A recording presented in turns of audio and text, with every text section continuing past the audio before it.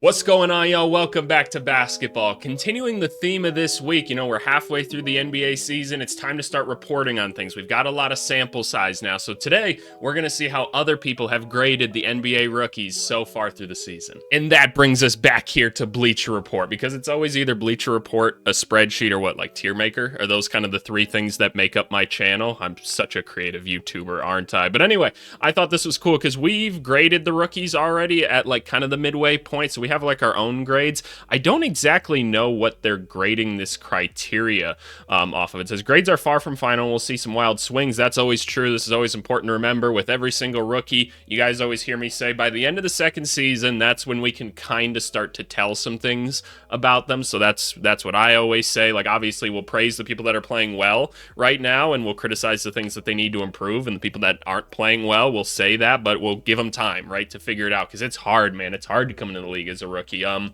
Consider this a progress report. Some rookies have been in the G League mostly, which, that says something in and of itself. Grades are based on performance relative to expectations. Okay, so that's how we do it all the time as well, so that's important to note, right? Basically what they're saying is hey, the 29th pick in this draft could get an A because they're right in line with where expectations would be. I don't know if their expectations completely align with ours, but, is what it is. By the way, my cheeks look hella rosy in this. I got rosacea, so y'all can't make fun of me. I got a skin pigmentation disorder. That's kind of messed up if y'all make fun of me for that. But anyway, stay tuned to the end of the video, by the way, for our comment of the day. You guys seem to really be liking that so far. But anyway, let's jump into it. Starting off with the Atlanta Hawks, I guess they're doing the whole class in and of itself. So is that just Ricochet? I believe that's the only one it is, and he's actually hurt right now. So they're giving him a C. And yeah, that's probably fair, because there's certain things that look pretty good with him. I think he has a pretty good basketball sense already, and that was something that we kind of determined with Ricochet coming in. Kind of funny that we get to start with the first overall picks, because the Hawks are first alphabetically. And so I never feel like he's out of position when he's playing basketball. Sure, the rookies have their moments, but it's not anything that I'm tripping over. It's just the low efficiency and everything. There's been certain times in games where he's trying to really force some shots, and I think the team is really encouraging him to do so. And look, that wouldn't happen if this dude probably kills it a lot more in practice than he does in the games. That's a pretty common thing that I see with younger players especially. So I wouldn't be surprised if that's the case for him. I'm not saying he's busting everybody's ass or everything, but he probably looks better in practice than he does in games right now, and it's just kind of okay, get adjusted to the game speed and everything. So I don't know. I think a C is probably appropriate for Ricochet and them up to now. But the quality 3-and-D wing that we're hoping for, we never thought this guy would be an all-star. At least I didn't. So yeah, C is probably fair. The Boston Celtics, that's Baylor, Shireman, and then a couple of dudes at the end of the second round, right? So Baylor, Shireman, are they only doing, because the Celtics have other people, do they not? Is this just first round picks? No, because Jalen Wells is on here, so I don't think that makes sense. But anyway, Baylor Shireman is showing enough when he shuttles down to the G League to suggest that he's good. So they're giving him a C+.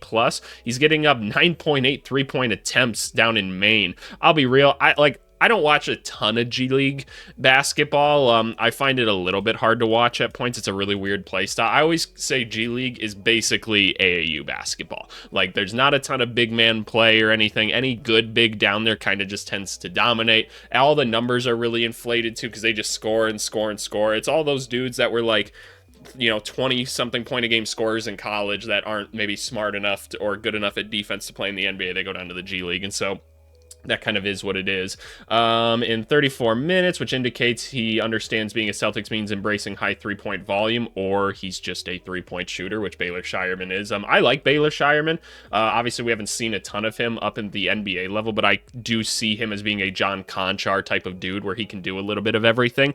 So C+, I mean, in terms of what we expected, I didn't think he'd crack the rotation unless it was the back end of it this year. So I can't hate a C+. I could see a B, B-, though, if we're going based off expectation. The Brooklyn Nets, who are we what are we talking about right here? One rookie suffered a torn ACL. I mean, another Jalen Martin. Okay, so these aren't really like draft picks or anything, though. So, look, we're not getting anything substantial out of the Brooklyn Nets here, so we're probably just going to scoot right on by them. The Charlotte Hornets, let's talk about Salon, and then I guess KJ Simpson probably as well, because he's gotten on the pick. He continues to play a fringe rotation role despite failing to log double-digit points in any of the games. Yeah, it's kind of unfortunate that he hasn't been able to carve out a little bit higher role just because like they have had some injuries and poor plays at other people of his position. I'll continue to say Salon, I think the highest ceiling of anybody in this draft. I just see a lot of potential and ability in him. The size and strength and build and just like coordination that he has is really, really, really hard to find. And so I'm like, okay, we can do something with this. Obviously, the efficiency numbers haven't been great so far, and he takes a lot more three-pointers than I thought he would. And I guess if you're a rookie on a bad team and you're just trying to get reps in at something like that, that could be a valuable skill. Sure, I can't hate you for that at the end of the day. What are we rating them? C-. The burly 6'9" has been one of the least efficient scorers at his position all season. He's second percentile in points per shot attempt among bigs. Whoa, that is rough. But he's shown at least one sign of offense utility, hitting 39% of his corner threes. Okay, yeah, fair enough. That is useful. At this early stage, they imagine him as a spacer. I don't know if you can necessarily say what they're doing as a rookie is an indication as to what they plan to do with him long term, because this guy can put the ball on the floor like very solidly for his age and his size and everything. So I don't know. Then KJ Simpson, 12th pick in the second round, he saw a little bit of action. I'm not too concerned with him. I don't know if they see him as a long-term piece necessarily, but C- for Salon feels appropriate. I kind of figured he'd be in a different role, like I said, and they'd use a different part of his skill set. I wouldn't mind seeing them try to play him a little bit at center right now. I'm not saying that's his long-term fit or anything. It's just, can we at least get him kind of like rim running like a little bit more? Something, get him some easy looks. Maybe that helps him space back out and feel more involved in the system. So I don't know. That's my thought. I'd say C- is probably appropriate. Chicago Bulls, my Chicago Bulls. By the way, I always say my Chicago Bulls because I like to preface the fact that I am a Bulls fan. I try to stay pretty unbiased with things, but I do that regardless, just in case you guys were curious. What could we possibly say about Buzelis, who hasn't played very great, in all honesty? The defense isn't bad, primarily in an off-ball defensive role. On-ball hasn't been the greatest for him, and look, he gets like a nice dunk every once in a while. He made the dunk contest, by the way, which like wouldn't have thought to have put him in there, but I guess we'll see. He gets one like highlight every single game. You know, he is big, athletic, and everything, and that's fun to see. I know there's a lot of Bulls fans that are clamoring for Billy Donovan to play this guy more. He is not good enough to be in the rotation right now. I promise you he's not. It's great that we're getting him some PT at the very least, but he's pretty inefficient all the way around. And I don't know what you do with this guy long term based off the fact that his handle just isn't very good and the shot isn't really there. And like, look, those are all things that can be improved at the end of the day. I'm not sure where we're going with it. So what are we calling this guy? A-. Okay, I'm curious though. He's shooting just 38% from the field and an acceptable 33% of triples. Is he really hitting 33% from there right now? There's no way I believe that. Like, that feels low. Look, I read box scores. I don't always look at like total stats and everything. So I'm curious. Oh, he's at 33. Look at that. He must be like on the come up recently. Is that true? Can we go to... We're just taking like a slight divergence right now when we're looking at some numbers. Have we been hitting our 3-point shots recently? It doesn't feel like it. 33%, 1 for 2, 0, 0, 33. Okay, yeah, a little bit more of a stretch, I guess, as of late. Fair enough. Yeah, no, okay. I guess the math checks out. I guess I just have a skewed perspective in my head or something like that. That's why it's good to check your numbers and everything. So yeah, no, 33 is... I can live with 33, honestly. That's not as bad as I thought it was going to be. That suggests he could develop into a respectful shooter at time. Yeah, sure. I still think his form's a little bit weird, in my opinion. So if I was the coach, I'd like to kind of change that nicely with an intriguing off-the-dribble game. I don't know. It doesn't really interest me at the end of the day. So A-, like, what did we, I guess, have for expectations of him? Like, this would insinuate that you expected him to basically have no role, because what is he? He's getting like 5 points a game or something like that? Yeah, 4.9. So, yeah, you were basically saying he was kind of going to be a nothing.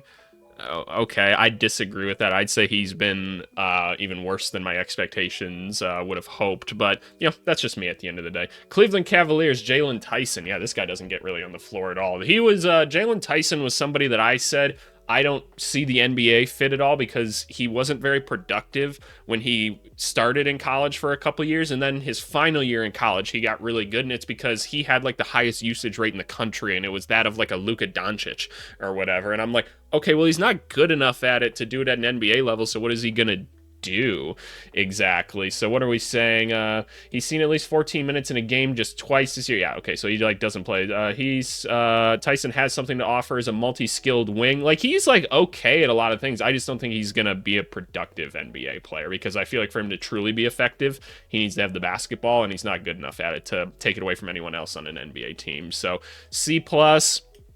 I mean, I guess given his expectations, I'd just say C, but, you know, that's me. By the way, make sure you guys go leave your comments. I respond to every single comment, as always, and I'd be curious to hear your guys' perspectives on these. The Dallas Mavericks, they didn't, like, have anybody this year, right? So they're just talking about, like, two-way rookies and everything. Oh, yeah, the number one, the 51st pick is in France, so we just don't care about the Mavericks.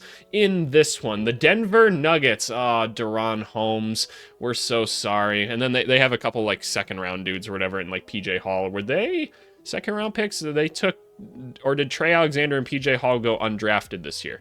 I believe that's what it was, because they traded like all their second-round picks to go get Deron Holmes. And I'll tell you, Deron Holmes had 4 minutes in the Summer League where it was like, oh boy, they did nail this one, and then he went down with like the Achilles injury or whatever, and it's just, how unfortunate, how unfortunate. Grade incomplete is appropriate. Sorry, Denver Nuggets fans. Y'all could really use what we were hoping he would have been this year, which is, I guess to remind everybody, Deron Holmes, really good athlete, kind of plays the power forward position, right? But when he was in college, we were seeing that, like, yeah, this guy looks like he can just hit open threes or whatever. Like, he's not going to create a bunch of offense for himself, but he knows how to play without the basketball. He's got a high defensive motor, and he can step out and hit if needed. So he felt like he could play off of Jokic well, as a guy that's like rim running and still spacing a little bit.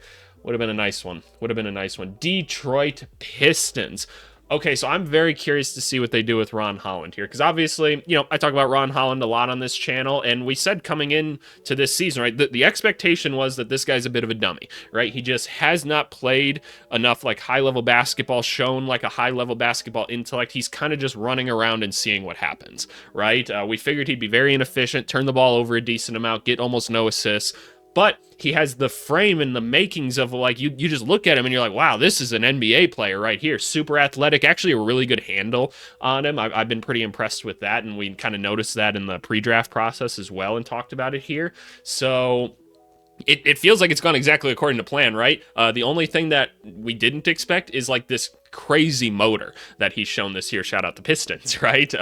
But the Pistons have started to establish a little bit of a culture here, which is like very gritty, like defensive basketball as well, and just kind of playing with high energy at all times. He's a big part of it. Like, he comes in and he is on the floor trying to make plays and stuff. He's not always in the right spot, but defensively, he's still been one of the better players in the NBA this year, which is awesome. It's just offensively, he is abysmal right now. If he's not just running, even in transition sometimes, though, they just trick him into things and he just falls for it that, like, I knew not to do as a high school player. So is what it is with Ron Holland. Like, the potential's there and everything. Does it make sense? Like, he really needs to develop in a lot of areas for him to be truly useful to the Pistons long term, but, like, it's worth a shot, I guess, at the very least. I still say they probably shouldn't have drafted him. That's when Pistons start to comment, like, I love Ron Holland. And I'm like, okay, I believe it, but wouldn't you have liked to have had another guy that can shoot on the team maybe right about now? Would have helped you out a little bit more, but, you know, is what it is. It's another Asar Thompson, basically, that doesn't see the floor very well. So, is what it is. So, a B? I'd take a B, because he has exceeded my expectations, because the defensive and energy have been better than I thought. And the offense was, like, pretty much exactly what I thought it was going to be. So, I'll take that. I'll take a B for old Ron here. The Golden State Warriors, again, they just had Quentin Post or whatever, and so he doesn't really play at all. So, yeah, we're just going to skip right by them. He was just a late second-round pick. Houston Rockets. Alrighty, Reed Shepherd talk time, right? It's time to talk about Reed Shepherd. Going into the draft, I was one that was pretty adamant that I'm like, this guy's not ready to play NBA basketball right now. I know a lot of Rockets fans wanted him to be. He's not. And it's purely on the defensive end, to which they said, EVC's got one of the highest steal and block percentages of like blah, blah. I was like, yeah, okay, that's great. That's really cool. Like, his instincts are great. His defensive instincts are great. But he's small. He's so small. He can't guard anybody because he's too small. That sounds really dumb of me as someone that tries to at least position themselves as more of an intellect for basketball. But I was playing pickup yesterday, right? Like, I got a little dude switch down to me. I'm 6'5", 220. I literally just like get 1 foot by him and then put a shoulder into him. There's nothing they can do to stop me, and that's exactly what they do to this guy. They hunted him every time he was on the court, and he's not hitting his 3-pointers right now, which, look, he's young. I think he's going to be a fine shooter. Like, I'm not worried about the shooting at all. It's going to come as soon as he can get more playing time and stuff. But some of the shot attempts seemed a little forced. And look, you're trying to do what you can do at the end of the day with limited minutes. So I don't blame him necessarily there. But can we turn him into something? I don't know, because I don't see him as a point guard. And like, is he going to be big enough to guard like other guards or something like that? That's where my concern came in. And for the 3rd overall pick, I was like, nah, it's just, nah. So that's Reed Shepherd at the end of the day. But what are we saying about him? Who cares if it was in the G League? Shepherd lit it up for 49 points. Yeah, no, that's great. That's totally awesome. Players taken as high as Shepherd was in the 24 draft don't tend to spend much time in the G League, but the Rockets' rotation is deep. Yep, that's totally fair. But look, if they thought he was good enough, he'd be up there more and he'd be playing. So I'm going to say probably more of a D because of where he was picked, like, and everything. But in terms of like my expectations, he's like right in line with where I thought he would be, except the shooting isn't as good. So that's kind of more so where I'd say like D+ and everything. But again, probably just needs more volume and everything, and it bumps back up. The Indiana Pacers, it's just Furphy, right? So that's really it with this. Do we have anybody to talk about? Any second rounders who demonstrate NBA caliber skill or two is notable? So Furphy gets an average mark. Yeah, no, I like Furphy. I said I thought Furphy deserved to go in the 1st round of this draft. I love his energy. I liked his shot and everything. I think he's a good enough athlete. So give him some time. I think something will get figured out. So I don't know. I'm a fan of Furphy. The Clippers, it's just Christie. So yeah, we don't really care about him very much. He's gotten almost no minutes. He did get to play against his brother the other day, Max Christie, for the Lakers, which was very cool. We'll see if he can figure something out. C+. The Lakers, Dalton Connect, and then obviously Bronny James. But Dalton Connect, obviously the hype was really high at the beginning of the season and everything. He fell in the draft. He shouldn't have fallen in the draft. What did we say about him coming in? He's going to be a good shooter. He's shown more athletic ability than the average, just like kind of like 6'6", 6'7", white guy wing in the NBA that just comes off of floppy screens and hits threes, which is very valuable. But he's big, he's strong, he's smart, and he's sneaky athletic, so I'm like, he's going to be a better defender than we think as well. And look, we've seen that a lot of the times. The numbers haven't been as great as of late. And they kind of keep taking minutes away from him, which I'm a little bit confused about. Like, Max Christie's playing great and everything, especially on the defensive end. And like, they got Dorian Finney-Smith for a reason. There's only so many spots, but like, I don't know. This felt like a guy that was like helping your team out quite a bit. And I know those two are better defensively, and the Lakers are trying to go for more of a defensive like minded thing at the moment. But I don't know. I think that's kind of weird. Where are we giving him? A B feels like he's good. The trend line on Connect season isn't angling sharply upward like it was in November, but he's still been one of the season's most productive first-year contributors. Well, that's not saying very much. We look at those in the weekly update videos every single week, considering he came off the board at 17, but we all thought that was way too low. That was stupid. High marks are in order. Yeah, no, I'd say B. I'd say B's very appropriate for him. Like, is he a high-level contributor right now? No. Is he falling off a little bit? Sure. But, like, overall, we're feeling pretty good about Dalton Connect. So hopefully they can make a long-term piece out of him. The Memphis Grizzlies. The Grizzlies, are they just the GOAT drafters right now? Because their team is just awesome. They are just so good at finding people. So is it just Wells and Edey, right? Just Wells and Edey? Did they draft anybody else? I don't see anybody else listed here, so that must be it. So Jalen Wells, like, he very well could win Rookie of the Year right now. He's right up there in the race. He's like tied with Alex Sarr for points per game leaders and everything. The difference is he's super efficient, like super efficient, and he's playing really good defense. They needed a 3-and-D wing. They got a 3-and-D wing out of him, and he's a starter already, and he's a very competent starter. Looks like a pro. Like, awesome. Are there areas he could improve? Sure. Does he make rookie mistakes? Sure. But like, overall, he's blended in really well. And that's just awesome. That's, if you can say that about your rookie, that they're just blending in and you don't notice it very much, cool. That's awesome. Obviously, Edey was hurt for a portion of the season. I know a lot of people were like, oh, Zach Edey, instant starter, he's going to be this. And I was like, I don't think so. Like, again, in the NBA, he's going to be more of a gimmick kind of guy, and that's what he is. Like, he gets his rebounds, he blocks his shots, and then guys don't pick up on him at certain points because someone else, like, that's really talented on the team gets going to the hoop, and he gets an easy putback dunk because he's enormous, right? That's awesome. That's what we need them to do sometimes. He's surrounded by other really, really good basketball players. That's an awesome role for him. So that's where I think Edey kind of fits in a little bit more. I'd like to see him develop some more of his post game and stuff. And you'll be like, you see, I saw him hit those post hooks. He gets moved. Like, he should not be taking post hooks from where he's taking his post hooks. It's just annoying at the end of the day. But A+ for them, 100%. 100%. Edey has been right in line with where I thought he was going to be, and Wells has exceeded every expectation I could have possibly imagined. So shout out the Grizzlies. Miami Heat. Ooh, this is one I'm curious about. So we got Larson to talk about, and then obviously Khalil Ware. Is it Khalil Ware or Khalil Ware? I can never remember. But as of late, Mr. Ware has finally been thrown into the rotation. This feels like a Miami Heat thing where they were kind of keeping him in the closet for a little bit, and they were like, this is Heat culture. This is what we do with him, and they're just grinding him out, and they're like, okay, now you're ready, and they're throwing him out there, and we're getting the defense. He is getting you like 20 points on some nights and everything. I think he started last night. Did he? And he had 20? I want to say he did or something, or maybe he was coming off the bench. I can't remember exactly right now. But by the way, I'm filming this on Wednesday. I'm just trying to be ahead on videos a bit this week. But no, Ware is starting to look really good. He still makes a lot of little defensive mistakes that really bother me. Like, he just falls for the dumbest shit at the end of the day. But I'm not tripping about it. Like, I'm really not tripping about it. We're seeing a lot of good things out of him, and we kind of said about him going in, he's just a guy that once he gets it figured out, like, the production comes really, really fast, and that's what seems to be happening right now. So he might be shooting up some of the Rookie of the Year ladder spots and everything, especially in our weekly touch bases and everything that we have. So Khalil Ware, really good, and then Larson has played. He's not playing really much right now, but for where he was picked and everything, it was crazy that he got any playing time or anything. I know he got like hurt or something like that, and that's what threw him out of the rotation. But the Heat always doing good things. B is probably appropriate just because Ware was not playing much until like the past couple weeks, so it's a small sample size of him being successful. But yeah, good for Ware. The Milwaukee Bucks. I'm so curious to see how we grade these guys. You can tell just by how blurry this picture is and everything that it's hasn't been a season. So they took AJ Johnson, and then they took Tyler Smith. I famously said they probably should have swapped their draft spots. Tyler Smith seemed like a better option than AJ Johnson. AJ Johnson's just super young, super raw. He's a super good athlete that, again, kind of like Ron Holland, just doesn't know how to play basketball right now, right?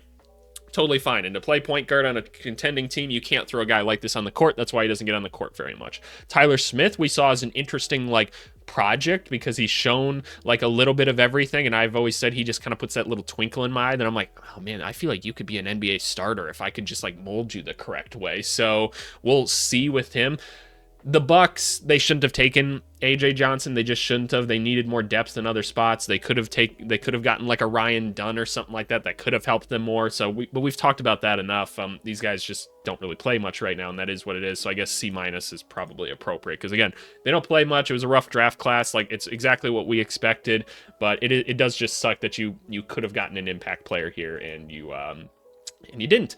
The Timberwolves. Oh, the Timberwolves. They are failing their rookies. They're failing their rookies. I continue to say that here. Rob Dillingham has been playing recently, so we're here to talk about Rob Dillingham, Terrence Shannon Jr., right? I said coming out of the draft, Timberwolves won the draft without a question, right? Those are two players that they needed in roles that they can contribute in right away. We said Rob Dillingham is going to be a good offensive player. We know that already. We knew that about him coming in. Defensively, he's going to be ass, and that's been accurate so far. But guess what? They have so many other defenders on the team that can't play offense. Throw him out there with him. Let him go get his buckets. That's great. And he gets out there and he gets buckets. They've been, like I said, they've been playing him recently. You need these spark plug young guys out there when they can't generate any offense. And so you throw them out there, they go get you easy buckets and stuff. And yes, you lose a bit defensively, but at least you're not just stalling on offense then.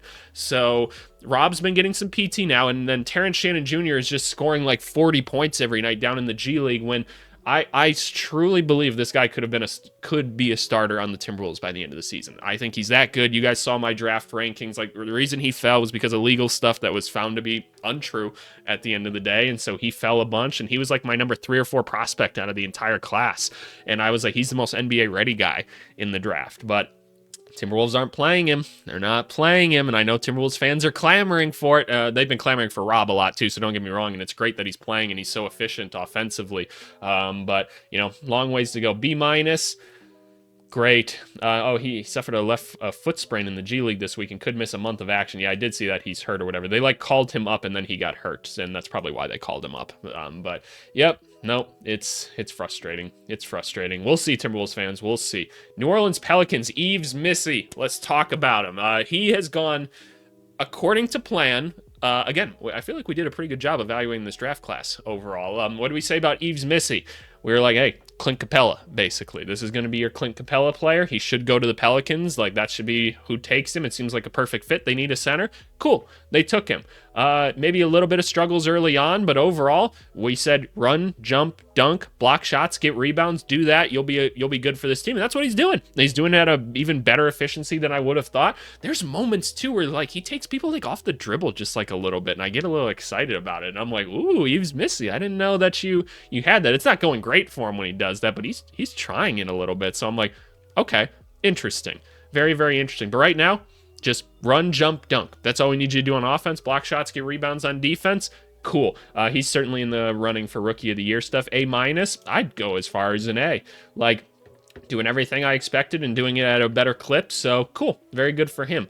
The New York Knicks. So that's Daddier and Kolek, right? And then they took a couple other guys like late, but we don't need to talk about those as much. And look, it's a deep team. Or it's not a deep team. It's a very top-heavy team that's trying to win right now. And so we kind of figured it'd be pretty hard to find a rotation player in a not-so-great draft. Like, oh, man, if only the 2025 class would have been this last year, the Knicks could have gotten someone that could actually like help them in the rotation right away. That would have been helpful. But there wasn't really a ton available to them at that point that could play right away. So them being a B, okay, why? Daddier is raw, but might already be able to offer the Knicks 10 minutes per game behind Bridges. I haven't seen enough of it, so I don't know, but I said I think Daddier could turn into somebody, so I said he was a first-round talent. I'm happy to say that as well. And I like Kolek a lot. Like, he's appeared more than any other Knicks rookie. That's true. Yeah, he's been killing it down in the G League. He just seems really smart. Like, and this feels like a Thibodeau type of guy that he's going to develop him well, so I'm excited to see them. I'll take a B. The Thunder. Oh yeah, no, we gotta talk about AJ Mitchell, and then obviously they also had Dylan Jones, and they took Topic, who Topic is just out for the whole season, right? So we'll never get to see him. Dylan Jones was a weird pick, didn't make a ton of sense to me, but then they took AJ Mitchell, who we were like, hey, this is kind of a sleeper or whatever. This feels like a guy that could be a solid NBA player. I didn't think he'd be this solid this quickly, but he's one of the actually few efficient guys rookies in the NBA this year, and he's actually like doing an okay job creating on a team full of creators. So very, very impressive. He is hurt right now, so he's going to be gone for a while. The Thunder have plenty of other people to play in place of him right now, but he was having a really good rookie season. So A-,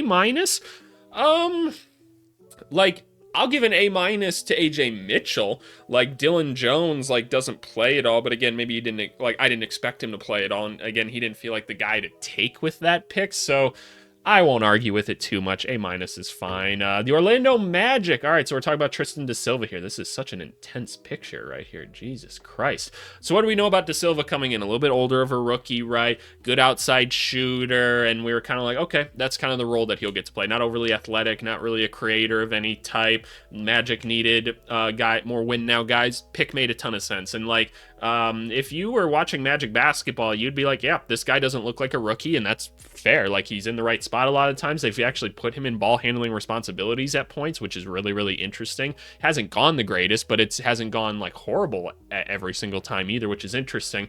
The problem is, like, he just is not hitting. Like, he is not hitting his shot right now, and like we need him to start hitting shots, because it's getting a little bit rough after drilling 38% of his threes at Colorado. He's only making 31% as a pro. Despite that, he's been a massive factor in keeping them afloat. That's very true. Extremely intelligent player. That's very true. He cuts, he creates. Yep, he does all the little things, right place, right time, all that stuff. So true.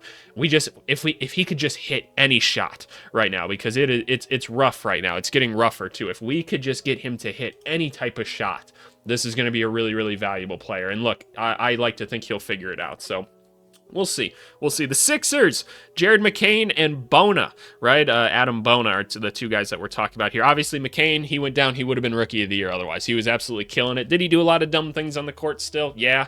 But the Sixers needed anything, so we let it slide, right? And then Adam Bona, I just like the energy the dude plays with. Like, he's just, again, one of those guys that he's just going to get rebounds and go try to dunk the basketball, and he does a pretty good job of that. So, feels appropriate, right? I mean, we don't need to talk about anything more. Jared McCain, besides, like, is he the other guard in this backcourt for the future with Maxey? Could leave you viable a bit defensively, but guess we'll see. The Phoenix Suns, Ryan Dunn. We said we loved Ryan Dunn going into this. One of the better defensive prospects we've seen come in a long time. The question was, what can he do offensively that isn't just cutting backdoor and laying the ball up? And the offense has been better than expected this year. He started out really good from three, and then he really fell off, and now he's starting to pick it back up again. There seems to be a correlation on whether or not, if Phoenix has kind of their big three running, he tends to shoot it better. That makes a lot of sense. He's going to get a lot more space and a lot more time to do so, right? The people are watching other people. Defensively, he's been everything that's been advertised. They have him on the best player every single night, giving a great effort. He gets a lot of pokes, a lot of steals, block shots, and everything. Awesome wing players. A great selection by the Suns. The Suns GM, man, he crushes it there. Like, he genuinely does crush it. So shout out to him. A- feels appropriate, right? Feels very appropriate for him. So shout out Ryan Dunn. The Trailblazers. All right, is it anybody besides Klingon? I can't remember. No, it doesn't look like it. So what can we say about Klingon? Going in, I think I had him as like the number 3 prospect. I believe I had Sar, Risache, and then Klingon. And then it was probably like Terrence Shannon Jr. or something like that. I was like, I think Klingon will be a day 1 starter type of dude. I think he'll be that good in the NBA, and I think he can be a starting center in the NBA going forward. Never thought he was going to be a superstar, but we're like, this guy's super, super smart. All the UConn guys are. Shown a little bit of passing ability where he can be a hub on offense. The shot blocking is awesome. Gets rebounds and stuff like that. No question there. Seems like he came into the season a little bit out of shape. He was obviously hurt to start it as well. Then he came in, and man, whenever he started, like, it's looked really good. Like, he's blocking shots. Again, he's still a little bit slow, but we're seeing the passing and the playmaking translate, which is kind of what got us excited. Gets a ton of rebounds. Not as great around the rim as I was hoping he'd be right away, but again, I think that's a little bit him being out of shape. He is a big ass dude though, so it's got to be hard to get him into shape, but still, right now he's just a rebounder and a shot blocker, and that's okay. We have seen him step out and hit a little bit from 3, so it looks like the little twinkle that we saw, the very little twinkle that we saw in college, that we were like, maybe there's something there, maybe there's still something there. So kind of interesting to watch there. I know a lot of Blazers fans have been saying, like, oh man, it'd be great if we could just get him started and kind of prioritize him and Scoot. Scoot's been playing so awesome recently. If you can just, by the way, they started Scoot last night, right, at the time of recording this, and then like Ayton was back in the rotation, and Scoot instantly like couldn't score again. I'm trying to tell y'all, Ayton is just sitting in the way. Scoot can't go to his operating area because Ayton sits there the whole game. It's so blatantly obvious and annoying to me. So I know we've got a couple Blazers fans that comment pretty often and everything, and I know you guys see it too. So it's frustrating. It just feels like if you could get him on the court with either Rob Will or Klingon, just either one of those, just have more of like the traditional like pick and roll option with him, it's just instantly so much better. So I don't know. I hope the Blazers can prioritize the right things and stuff, but A- feels appropriate for him. Let's see if they can get him on the court. Sacramento Kings, we're talking about Devin Carter here. He's been hurt most of the season. Hasn't been super efficient since he's been getting back, but you know, got to give him time to get into shape and then adjust to everything. His highlight so far was a stretch against the Celtics when he buried back-to-back deep triples in the fourth. Merely being on the floor against the defending champs was an achievement. Okay, B+. It feels like he hasn't played enough to really justify too much of a grade at this point, but we hope that Devin Carter can be a solid 3-and-D kind of backup point guard for them and just be a smart player, so I guess we'll see. The San Antonio Spurs. All right, Stephon Castle time. So, Castle is exactly what's advertised as well. I think we did a really good job evaluating this draft class. We see solid playmaking and everything. Can't shoot the basketball to save his life. It's just not a thing that he has right now. Super athletic, good defensively, seems really smart. Great, right? That's awesome. There's a lot of people that really want to crown him like the best rookie ever, and I'm like, okay, like, relax. And that's just me reading social media stuff. They're like, oh, Castle's like that dude. And I know he makes a lot of big plays for them already, and like, you should be excited about that stuff. But like, this is still a guy that Offensively is extremely limited. Like the shots are really difficult. And he's not making a lot of easy ones too. So something to watch out for there. But again, we have time and the Spurs are going to take their time and develop him. He seems like he's very bought in from everything that I've heard. So I think it can come with time. And then you could have a really, really crazy talent on your hand. What's his role going to be long term though? Like, with Vassell on the team too, is he? I don't know. I'd be curious to hear what you guys think you'd like to see him turn into. Like again, the defense and the energy and stuff is really really cool. He's in the dunk contest as well right now, which is not something I expected. Like he is very athletic, but I don't know. Maybe they just don't have a lot of options for the dunk contest or anything. But overall, you should be excited about Vassell. The fact that he has things in the NBA that he's already doing really well, that's an achievement for a rookie. And I would tell a rookie player, like when I was coaching, like, hey, just find a way to contribute right now. Whatever that thing is for you, just make that something that the coaches can reliably say, okay, when we put Stephon Castle into the game, we're going to get good defense out of him. Correct, you do. He makes the rookie mistake every once in a while, but yes, you get really good defense out of him. That's awesome. Make the good extra pass. Cool, that's another thing we can always count on you for. The shooting and stuff, we'll figure that out later. Don't worry about it right now. So you should feel good about Mr. Castle, and A- feels appropriate. I would agree with that.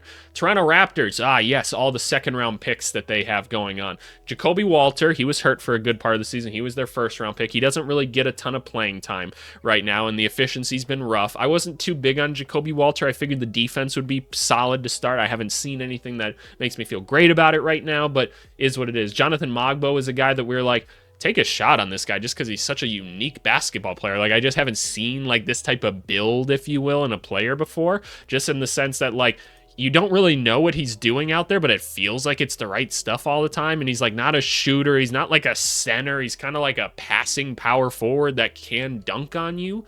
So I don't know what to do with him long term, but he's interesting. He averaged, but has barely played in January. Yeah, it's because other guys are starting to get healthy and everything. He's a big rebounder, pace pusher. Yeah, that's what I'm saying. Like, it's such an interesting thing. He's crushing it down in the G League. I have seen that. Jamison Battle, I forgot about him. Yeah, he's shooting really well. That's cool, a shooting wing. And then you've got Jamal Sheed, who we kind of theorized would be solid coming into the NBA, but probably doesn't have a very high ceiling, so he's competent. The Raptors don't have a ton of depth on their team, so all these guys kind of get a chance to go.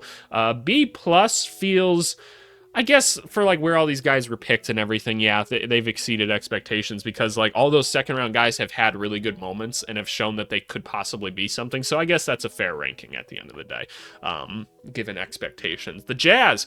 Okay, this one I'm actually excited to talk about. So I was pretty, how should I say? I don't want to say like critical, but I was like, hey, let me list the guys first. So you got Cody Williams, Isaiah Collier featured here. This is a weird picture of him. And then Kyle Filipowski. I was like, hey, Cody Williams, he's going to be a really long-term project. It's just going to take a while for this guy to get there, but we'll see. That's proven to be accurate so far, looking like a long-term project. Collier, I was like, not a big fan of his game. Too many turnovers, can't shoot the basketball.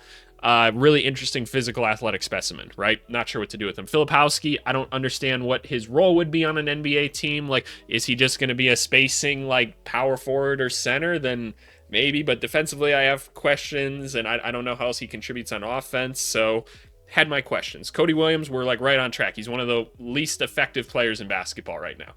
Fair enough. We'll give him time to develop because that's what we said. Collier, as of late, has been playing okay, right? Like, is that the best way for me to say it? Like, because again, turnovers still a big problem. The shooting and everything still a little bit questionable, but like, dude's kind of making a lot of like big plays right now and having some higher scoring outputs, and like he's getting to the rim. We're seeing the athleticism and the speed and the strength and everything. A lot of the shots he's making are, this sounds haterish, but like they're bullshit shots. Like he just kind of got himself in bad situations and pulled up and made them. But look, he's making them at the end of the day. So I give him credit. He put the ball in the hoop. What he's doing right now is not something you can continue to replicate, but I'm glad that he's having a spike of a moment because that's awesome. And I want him to achieve and everything and have some confidence. So maybe this leads to more consistent play, but we'll see. Filipowski played a decent amount at the start of the year. Again, pretty much what we thought. Could space the floor a little bit.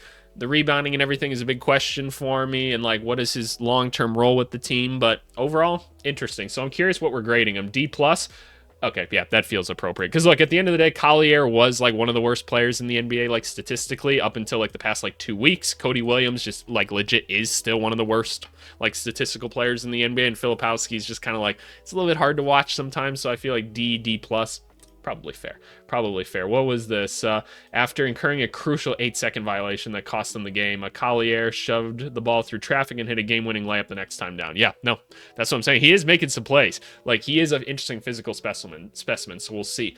The Wizards, yes, the team with the most first-round picks. Alex Sarr, the second pick, Bub Carrington, the guard, and then Keyshawn George, the wing. I've said, with Alex Sarr, I think we nailed the draft with this one as well. High-level defensive player that's shown he can, like, put the ball on the floor and, like, push the ball in transition and is extremely coordinated for his size. All that true. We said offense is going to take some time. He can't create his own shot. That's completely true. The offensive efficiency is going up, which is good. He's on an upward trend now, where he is hitting more three-pointers, but we always say the Wizards are using him incorrectly. It's a whole problem anyway, so that just is what it is, unfortunately. But overall, in line with expectations, this should be your starting center going forward. I feel good about that. Bub Carrington, again, struggling to get his own look and everything. I think he's smart, and I think he knows where to be on the floor and everything for the most part. He's just having trouble really getting tangible results out of it, which, again, rookie point guard, that's the hardest one. That is the hardest one. And he's on a squad with a couple other guys that would like to have the basketball and stuff, and so it is hard. It's just going to be hard, and you're on the Wizards too. Sorry. It's just... it's difficult. So we're going to give him time. Keyshawn George is hitting like respectable numbers and everything at this point, but his effort is really starting to bother me when I watch him. Every single game, I see one play where he just like doesn't run back on defense and stuff. And it's really like starting to frustrate me a little bit. So I'm a little bit harsher on that because that's a controllable and you can control that. And I was a little bit questionable of his skill set coming in anyway, because I'm like, I don't think he can create any offense with his current skill set, so I'd like to just see a little bit more out of it. But here's what I always say as well. When you're on a team where you're just getting your ass handed to you almost every night like the Wizards often do, it is really hard to get up and get motivated for that every day, because all these guys have been on winning basketball teams their whole lives. They've been the best.